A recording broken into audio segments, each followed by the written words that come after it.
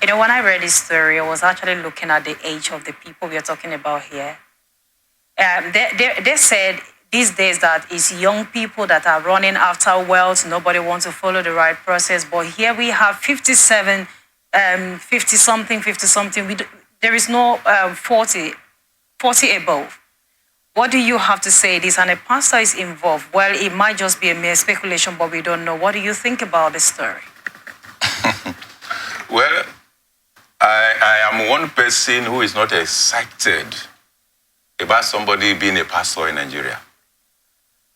And whoever cares to listen, I have said it severally, that 98 or 99% of Nigerian pastors are not qualified to be pastors in light of the gospel.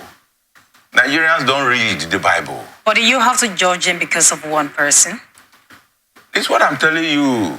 If you read, I said Nigerians don't read the Bible. If you read the Bible, a man comes in front of you, you will know that this is a fake or this is genuine.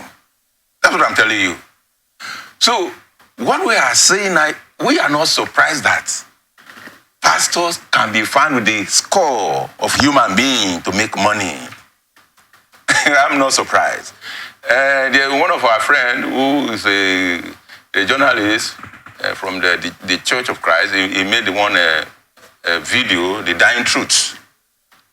And he showed where some pastors that had a church, he was called that your time is up. You need to renew your vow to the powers where you get your source. You need to renew it. So he needed some 3 young girls to do that. And he recruited, normally they have boys. He recruited some boys to go and get some young girls. And the guys went out, talked to some girls to bring them in. Oh, they give them promises, they're going to fly them abroad and all that. The girls now, girls nowadays now, they like all those flashy things. The 3 girls, they followed this young man. But at the end of the day, they were for rituals to renew the powers that is behind the church. So for me, the gospel, Christianity did not start in Nigeria. Those who started Christianity and actually preached the gospel with great power to perform miracles, to raise the dead, to give sight to the blind, they all died materially poor. So nobody become materially rich by virtue of preaching the gospel that you say going to take you to heaven. Not here on earth. You say you are going to heaven. That gospel of taking you to heaven, you now become very rich here on the earth first. That gospel is fake.